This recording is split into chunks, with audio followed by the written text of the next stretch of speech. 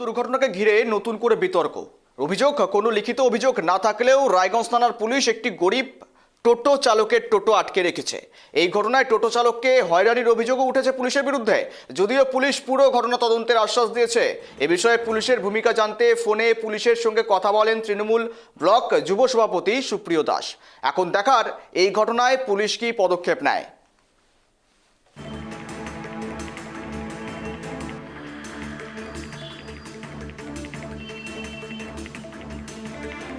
Hello. অভিষেক বাবু, হ্যাঁ, বলছি।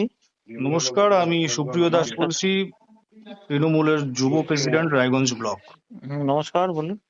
বলছি আমি আপনার সাথে কথা বলেছিলাম। হ্যাঁ। আমি যে টোটোটা চালিয়েছিল হুম, সেটা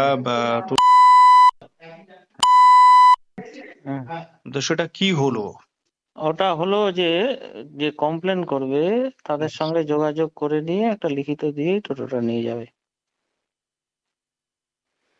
মানে কমপ্লেন করবে, মানে বুঝতে পারলাম না যদি ঠিক। কমপ্লেনার পার্টি যাদেরকে হুম, অ্যাক্সিডেন্ট করেছিল হুম, হুম। তাদের সঙ্গে যোগাযোগ করে তারা যদি লিখিত দিয়ে দেয় যে না আমরা করবো না, কমপ্লেন করবো না, টোটো নিয়ে যাবে। না, আপনাকে কি কোনো কমপ্লেন করেছে এখনো পর্যন্ত না, তারা কেউ? এখন পর্যন্ত করেনি। যদি কমপ্লেন ওনারা করে না থাকে তাহলে কিসের হুম। বেসিসে আপনি আটকে রেখেছেন? কিসের বেসিসে? একটা অ্যাক্সিডেন্ট ঘটেছে, উনি এখন হুম, ব্যস্ত থাকতেই পারে চিকিৎসার কাজে, হুম। তাই না? চিকিৎসার কাজে ব্যস্ত থাকতেই পারে, পরে এসে হয়তো 2 দিন পরে এসে ও জিজ্ঞেস করছে যে আমার এরকম টোটো ধরা ছিল, কারণ ওনারা জানে তো যে টোটো রাখা আছে, হুম, হুম।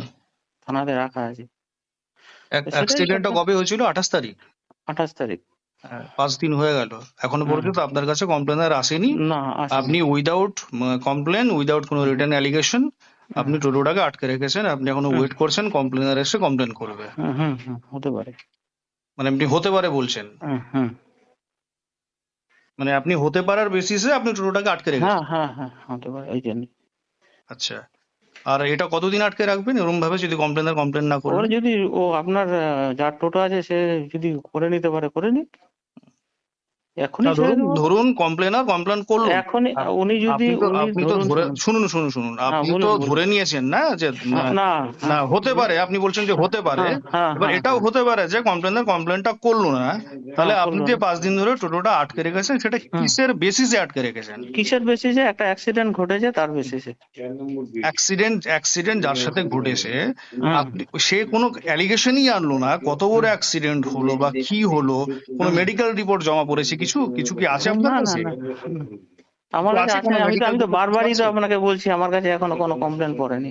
হ্যাঁ, গতকাল রাতে আমার এক পরিচিত ব্যক্তি উনি আমাকে জানালো যে তার টোটো গত 28শে ডিসেম্বর দেবীনগর এলাকায় একটি ভ্যানের সাথে নাকি মুখোমুখি ধাক্কা লাগে।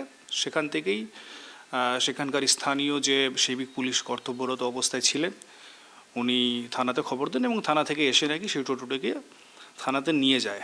এবং তারপরে বিষয়টি হলো সেই ভ্যান চালক এখন মানে কী অবস্থায় আছে সেটা যে অফিসার টোটোটিকে নিয়ে যায় সেটি উনি বলতে পারলেন না। এবং আমি যখন অফিসারের কাছে জানতে চাই যে উনি কিসের উপরে বেস করে বা ভিত্তি করে এই 28 তারিখ থেকে আজকে 4 তারিখ, মোটামুটি 7 দিন কেটে গেল, এখনও পর্যন্ত উনি এই টোটোটিকে কি গ্রাউন্ড দেখিয়ে আটকে রাখলেন বা 24 ঘন্টার মধ্যে কেন কোর্টে রেফার করলেন না, আমি যখন জানতে চাই উনি তার কোনো সদুত্তর আমাকে দিতে পারেননি।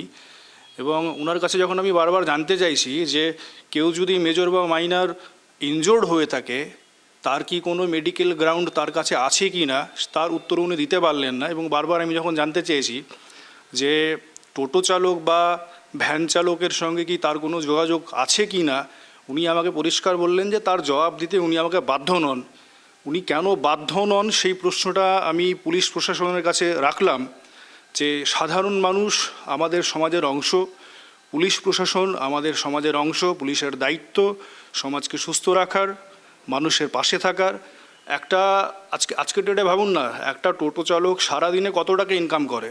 এবং যদি কোনো বড় ধরনের ঘটনা না ঘটে পুলিশের কি সেই জায়গাটায় উচিত ছিল না দুজনকে বসিয়ে নিয়ে একটা সমঝোতা করে দুজনকেই, যদি কারো কোনো ট্রিটমেন্টের ব্যাপার থাকতো সেটা টেবিলে বসিয়ে দিয়ে মিটিয়ে দিলে আমার মনে হয় ভালো হতো।